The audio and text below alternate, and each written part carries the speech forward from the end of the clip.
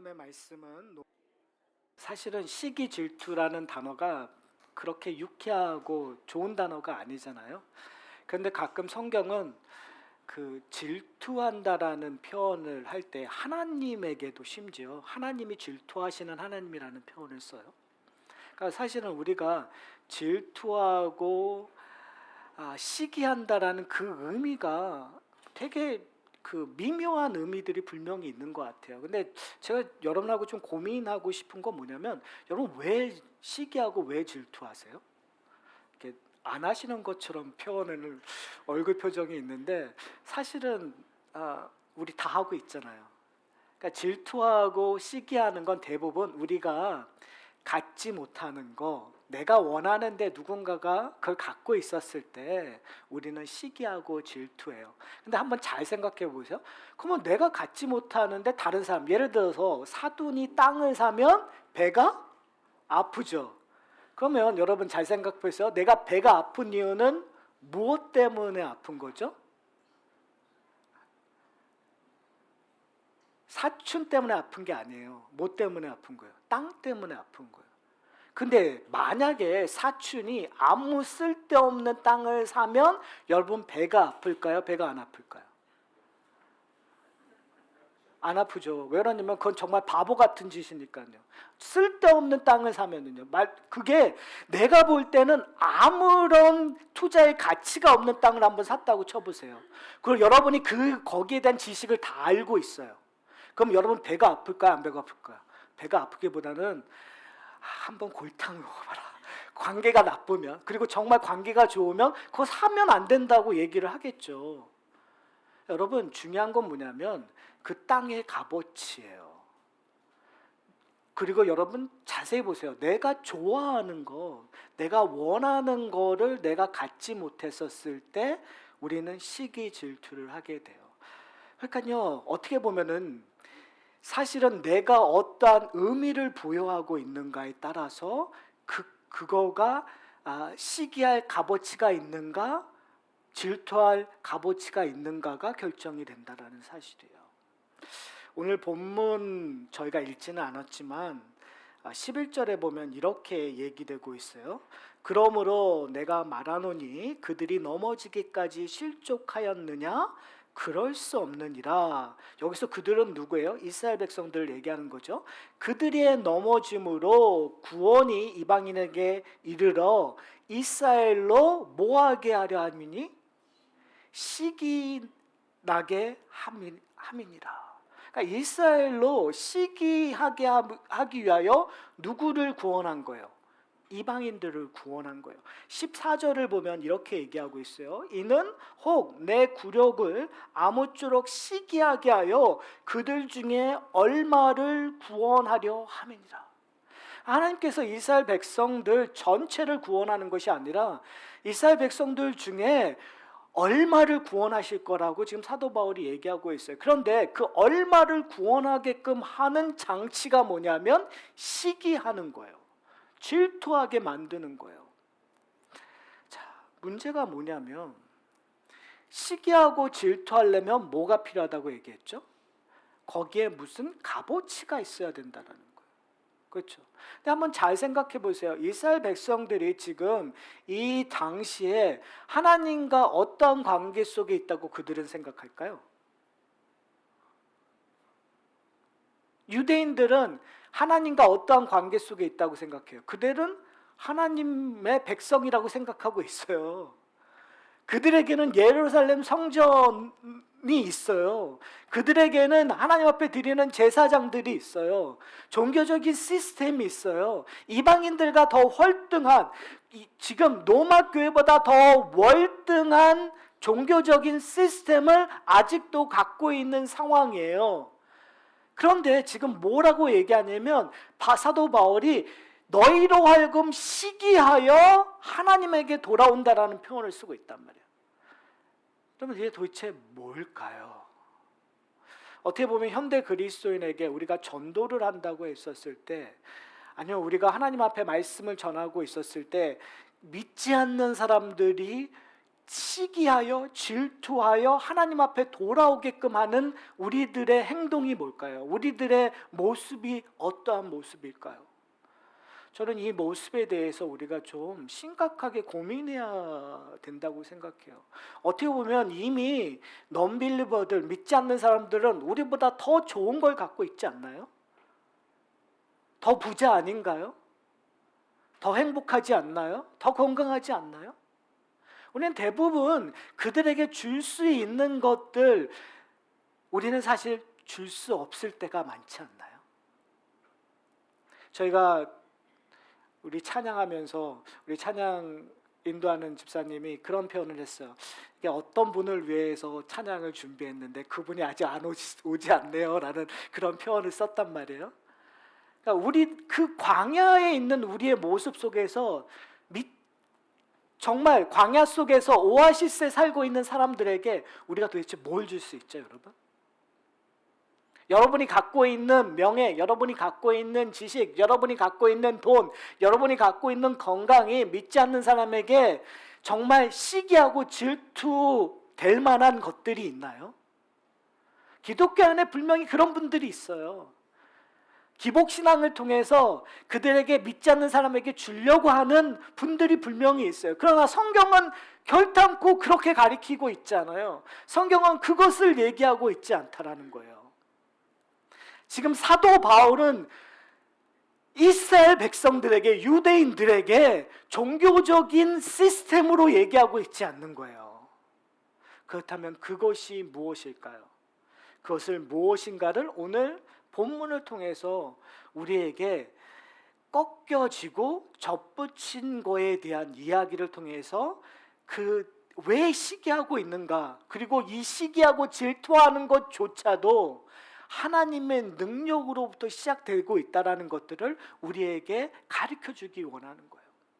그렇기 때문에 예수님을 믿는다라는 것, 우리가 함께 예배드린다는 것이 은혜일 수밖에 없는 거죠. 사도 바울이 지금 로마서를 통해서 끊임없이 우리에게 이야기하는 것이 뭐냐면, 우리가 지금 소유하고 있는 것들, 우리가 누리고 있는 것들이 다 뭐라고요? 은혜라는 거예요. 그렇기 때문에 우리가 자랑할 수 없다라는 거예요. 근데 참 재미있지 않아요? 여러분, 시기하고 질투하는 대상들은 다 뭐하고 있기 때문에 우리가 시기하고 질투하는 거죠? 그들이 자랑질을 하고 있기 때문에 우리가 시기하고 질투하는 거예요. 여러분 안 그러세요? 여러분, 그들이 자랑하지 않는다면 우리는 시기할 아무런 이유가 없어요. 근데 그들은 알게 모르게 대놓고 자랑하거나 제3자를 통해서 자랑하고 동경의 대상이 되었기 때문에 우리는 그들을 시기하고 질투하고 있단 말이에요. 그런데 성경은 그와 완전 다른 얘기를 하고 있어요. 우리는 자랑할 수 없는데, 그건 우리의 자랑거리가 아닌데 그들은 우리를 시기하여 하나님을 믿게 되었다고 얘기하고 있어요. 이거 참 신비한 얘기 아닌가요? 근데 곰곰이 생각해 보면 우리가 예수님을 믿은 것도 신비한 거예요. 말도 안 된 거예요. 여러분이 예수님을 믿은 게 정말 이게 논리적으로 고백이 가능하세요? 저는 논리적으로 고백이 가능 안 해요. 예수님 믿은 것만이 아니라 내가 그리스도로 살아간다는 이 자체가 논리적으로 이해가 안 돼요. 어떻게 매번 하나님이 말씀하시는 것들을 이렇게 말썽 부리며 따르지 않고 있는데 하나님께서는 나를 치시지 않고 이렇게 나에게 긍휼하심과 은혜를 베풀고 계시는가를 논리적으로 이해가 안 돼요. 왜요? 자식을 키워보니까 알겠더라고요. 내가 참는 것도 한두 번이지 어느 순간에 욱하고 들어오고요, 어느 순간에 나도 모르는 사이에 은혜라는 건 없고 아이가 어떻게 했느냐의 행위의 근거에서 대우하고 있더라고요. 그러니까 논리적으로 표현할 수 없는 것들을 오늘 본문에서 저와 여러분이 좀 발견했으면 좋겠어요. 오늘 본문은 이렇게 얘기합니다. 19절에 그러면 내 말이 가지들이 꺾인 것들은 나로 접붙임을 받게 하려 함이냐. 무슨 말이냐면 내가 하나님 앞에 접붙인 건 결국은 유대인들이 꺾였기 때문에 그런 거 아니냐.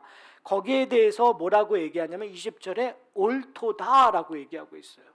그래서 지금 사도 바울은 가지에 꺾여진 것들을 얘기를 해요.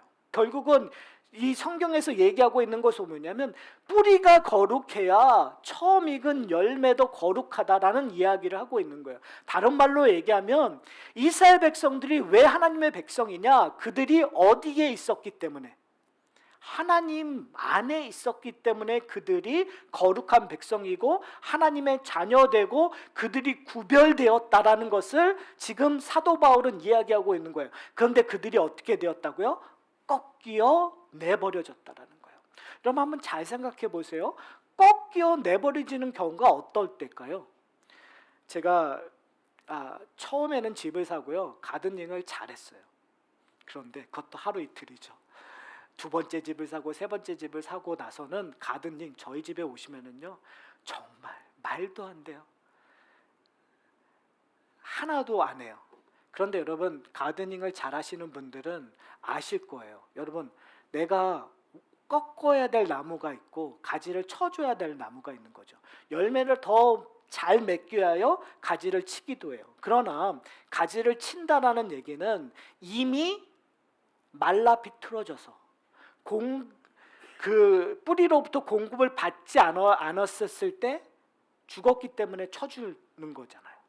지금 이스라엘 백성들이 지금 잘려졌다라는 거, 가지 쳐졌다라는 거는 지금 지난주에 설명했듯이 이스라엘 백성들이 어떻게 해요? 하나님 앞에 끊임없이 배교했었던 행동을 했었던 거예요. 다른 신을 섬겼었던 거예요. 아합왕에 대한 이야기를 지난주에 살펴봤잖아요. 아합왕이 이스라엘의 왕임에도 불구하고 하나님을 대적하는 일들을 했었어요. 바알신을 섬겼어요. 아세라신을 섬겼어요. 그런데 한번 잘 생각해 보세요. 지금 이 모든 사람들이 하나님을 믿지 않다고, 믿지 않을 거라고 생각하는 상황 속에서 하나님께서 뭐라고 얘기하죠? 아직 바알신에게 무릎 꿇지 않는 7,000명이 있었다라고 생각하는 거예요. 그러나 엘리야 선지자는 그 7,000명조차도 하나님을 따르지 않는 것처럼 보였을 정도로 이스라엘 전체가 다른 신을 섬겼던 거죠. 왜요? 그들에게 섬기면 뭐가 오니까요? 풍요로움이 있으니까요. 성공하니까요. 어떻게 보면 지금 현대를 살아가는 물질 만능 시대를 살아가는 만몬이 신이 되고 있는 이 시대와 별반 다르지 않아요. 교회 밖이나 교회 안이나 다 돈이 최고인 시대, 물질이 최고인 시대, 돈으로 모든 처음과 끝이 되고 있는 시대.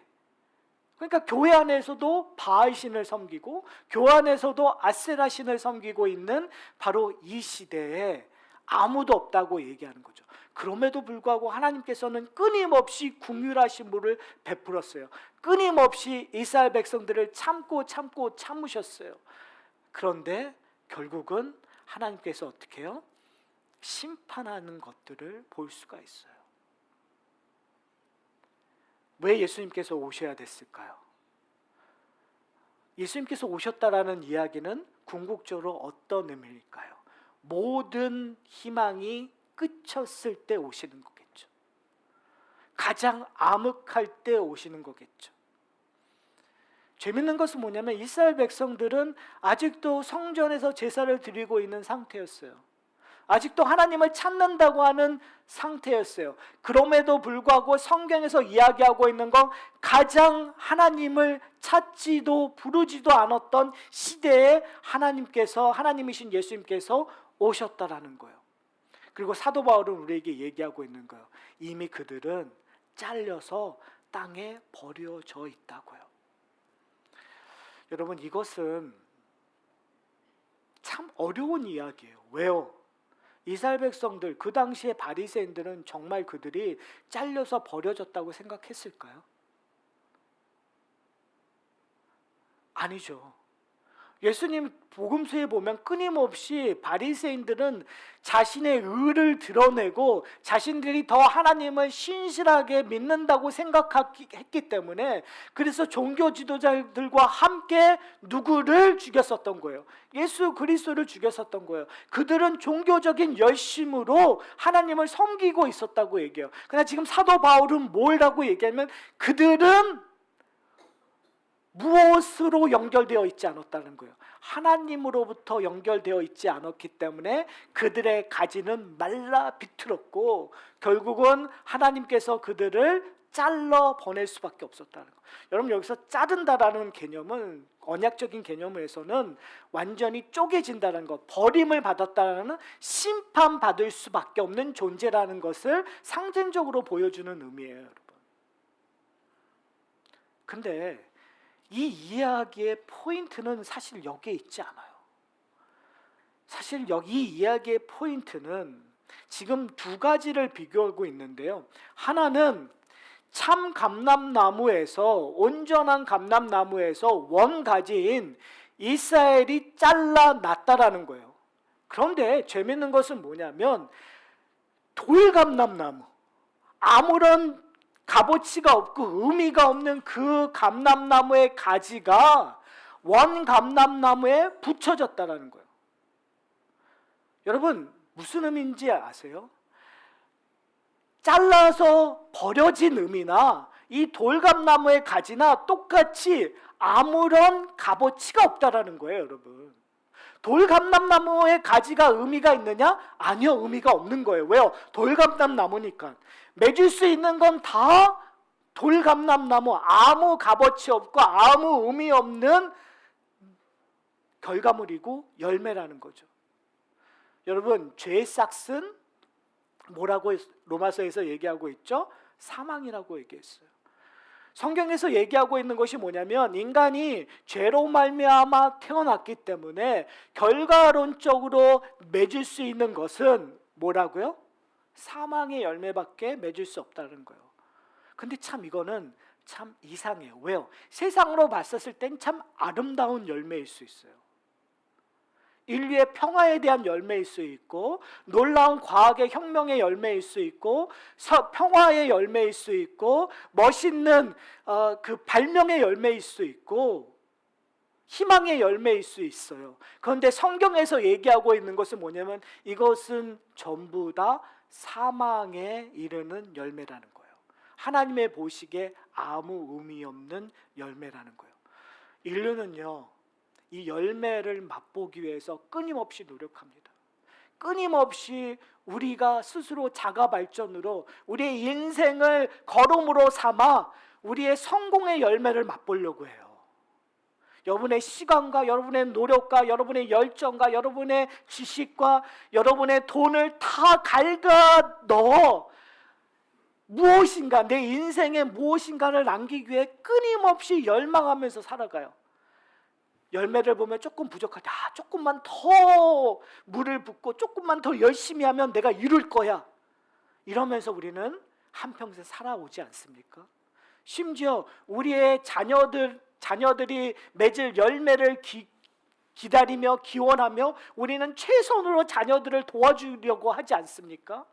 우리가 못 누렸던 걸 위해 자녀들을 위해 희생하잖아요. 내 열매를 내 것들을 갈아서 자녀들의 걸음으로 삼고 있는 우리의 모습을 바라보고 있지 않습니까? 뭘 위해서요? 그들의 아름다운 열매를 맺기 위해서, 그들이 성공하기 위해서, 그들이 행복한 가정을 꾸리기 위해서 우리는 최선의 노력을 그들에게 부어줘요. 그런데 성경적으로 얘기하면 만약에 그것이 돌감람나무라면 그 열매는 먹기에 좋은 거라고 하지만 아무 쓸데없는 열매가 되어버린다라는 거예요. 아무 쓸데없는 가지였다라는 거예요. 사랑하는 성도 여러분, 이 차이를 우리가 이해하셔야 돼요. 그런데 그 가지였던 우리를 지금 어떻게 하신다고요? 참 감람나무에 접붙인대요. 그러면 그 참 감람나무에 접붙이는 그 열매는 어떠한 열매가 되어야 할까요? 여기서부터 우리가 약간 헷갈리기 시작됩니다.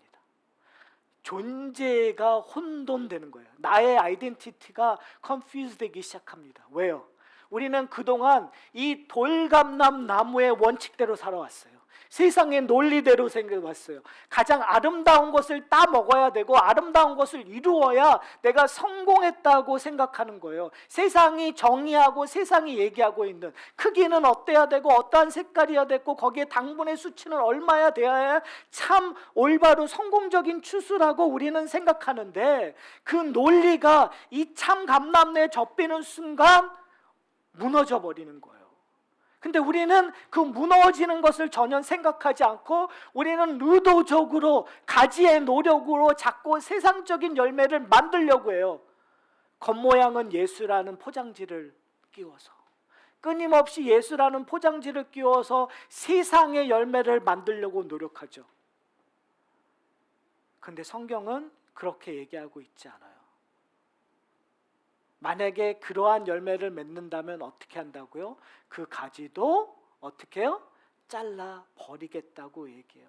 오늘 본문 맨 마지막에 보면 아주 무서운 얘기를 해요. 23절. 그들도 믿지 아니하는데 머무르지 아니하면 접붙임을 받으니 이는 그들이 접붙일 능력이 하나님께 있음이니라. 그런데 바로 그 전에요. 22절에 보면 이렇게 얘기해요. 그러므로 하나님의 임자심과 준엄하심을 보라. 넘어지는 자에게 준엄하심이 있으니 만일 하나님의 임자심이 머물러 있으면 인자에게 너에게 있으리라. 그렇지 않으면 너희도 뭐 된다고요?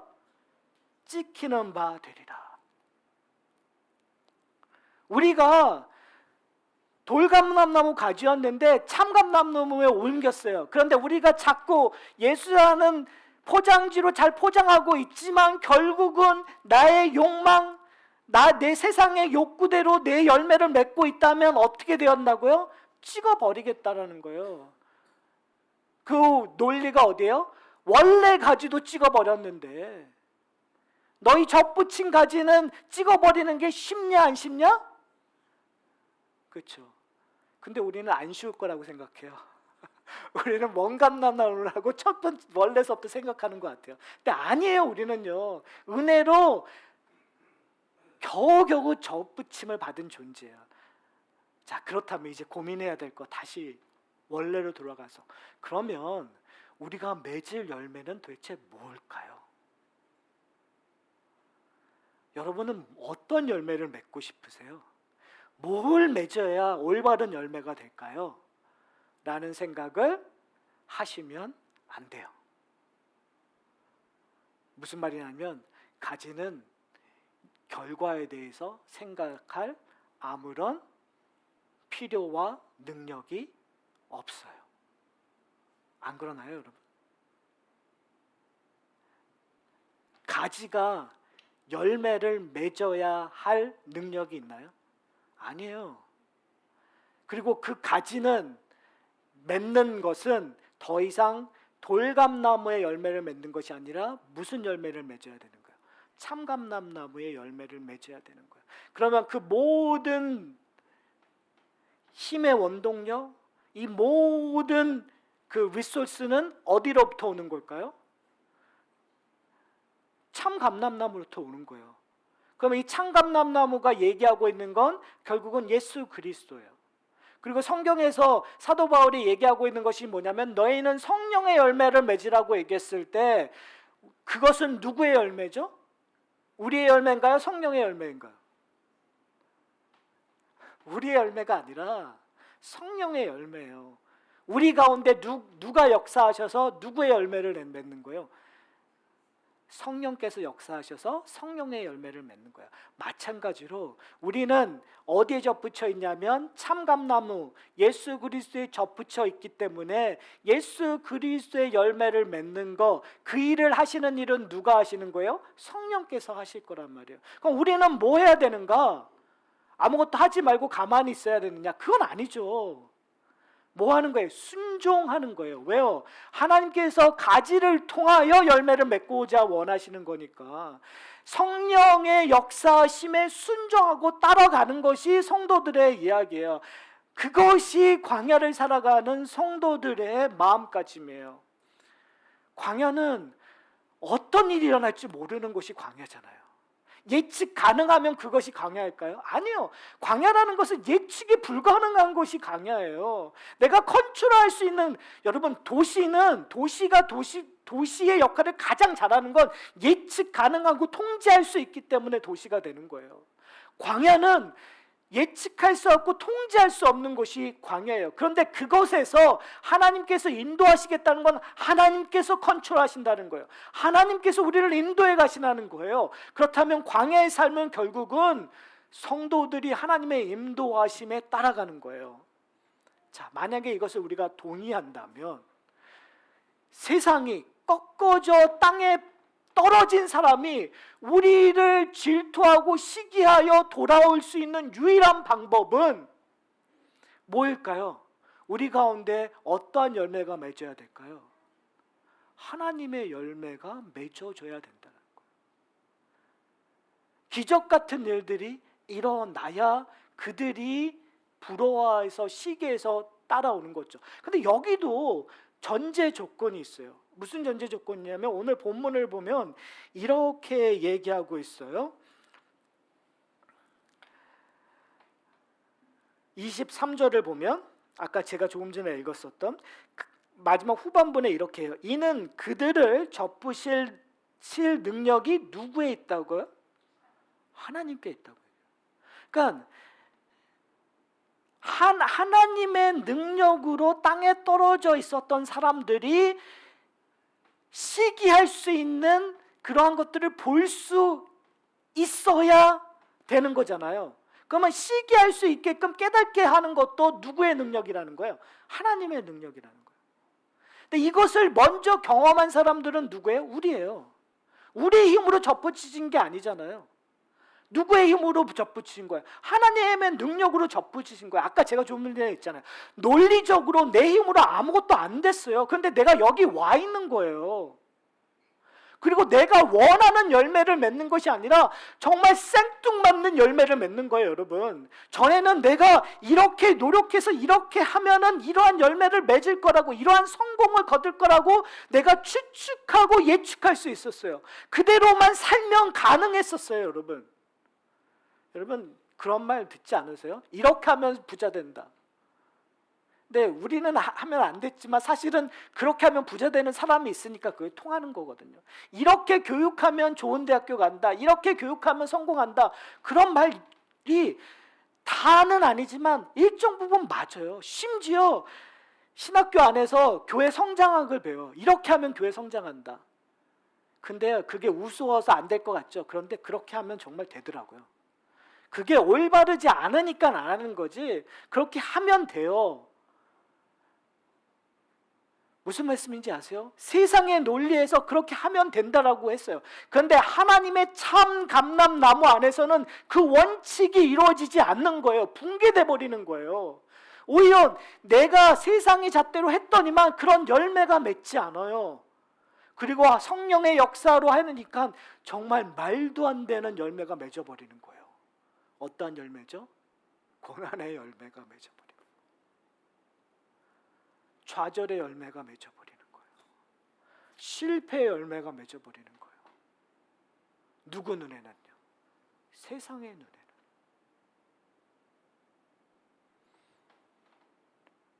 이게 누구의 이야기죠? 우리의 얘기예요, 여러분. 여러분이 세상에서 성공하고 세상에서 괜찮은 삶을 산다고 생각하면 난 아니야 라고 얘기할 수 있지만 여러분 한번 잘 곰곰이 생각해 보세요. 여러분 예수 믿기 전에 여러분이 얼마나 야망이 크신 분이었는지 여러분 기억을 못 하시는 것 같아요. 여러분 예수 믿기 전에 여러분은 어떤 잣대로 살아왔는지 여러분 기억 못 하시는 것 같아요. 그런데 예수 믿고 나서부터 우리에게 주어지는 고난, 우리에게 주어지는 실패를 다르게 보기 시작해요. 세상에서는 실패, 세상에서는 절망, 세상에서는 고난이라고 얘기하는데 우리 가운데서 그것을 평화라고 얘기하고 그걸 온유라고 얘기하고 그것을 사랑이라고 얘기하고 그것을 화평이라고 얘기해 버리는 거예요. 왜요? 성령께서 우리 가운데 역사하셨기 때문에. 그리고 그것을 즐거워하기 시작하는 거예요. 그것이 기쁨이 되기 시작하는 거예요. 그런데 그것을 누가 알아보냐면 이 세상에 모두가 알아보는 것이 아니라 하나님의 능력으로 그것을 깨닫게 된 자들이 시기하고 질투하여 우리도 하나님 앞에 접붙이기를 원한다고 고백하는 놀라운 기적들이 일어나기 시작하는 거예요. 사랑하는 성도 여러분, 우리가 이 하산학교회가 할 일이 도대체 무엇이 있을까요? 이렇게 작고 아무 능력 없고 힘없는 교회가 도대체 무엇을 할 수 있을까요? 우리 인생은 과연 무엇을 할 수 있을까요? 그냥 이민자로서 겨우겨우 살아가는, 그리고 정말 직장 생활에서도 겨우겨우 살아가는 우리 가운데 도대체 무엇을 할 수 있을까요? 근데 오늘 성경에서 놀라운 이야기를 합니다. 할 일이 너무 많다. 왜요? 하나님께서 하나님의 능력으로 준비되어 있는 사람들이 있다라는 거예요. 우리로 하여금 만날 사람들이 있다라는 거예요. 우리로 이 지역사회에 할 일들이 있다라는 거예요. 무엇을 통하여? 성령의 열매를 맺음으로 통하여, 세상과 다른 열매를 맺음으로 통하여, 그것이 심지어 고난의 열매고, 심지어 그것이 실패의 열매이고, 그것이 심지어 썩어 못 먹는 것처럼 보일 열매라 할지라도 하나님의 능력으로 말미암아 우리가 예쁘게 변한다는 게 아니라요, 우리가 괜찮은 열매가 된다는 것이 아니라요, 어떠한 사람에게 괜찮은 열매처럼 열매라는 걸 깨닫게 함으로 말미암아 우리와 동일한 것들을 경험하기를 갈망하는 사람들이 있을 거라는 거예요.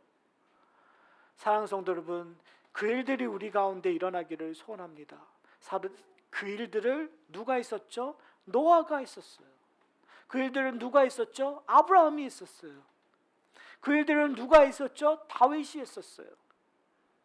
그들은 세상과 다른 열매들을 만들어내는 거예요. 그 일들을 누가 있었죠? 바울이 있었어요. 그래서 바울은 담대하게 얘기합니다. 내가 이 세상의 모든 것을 배설물로 여긴다고 얘기해요. 아무 의미 없는 걸로 여길 수 있는 것이 뭐냐면 내 안에 가장 소중한 열매가 있기 때문에, 내 안에 가장 소중한 예수 그리스도가 있기 때문에.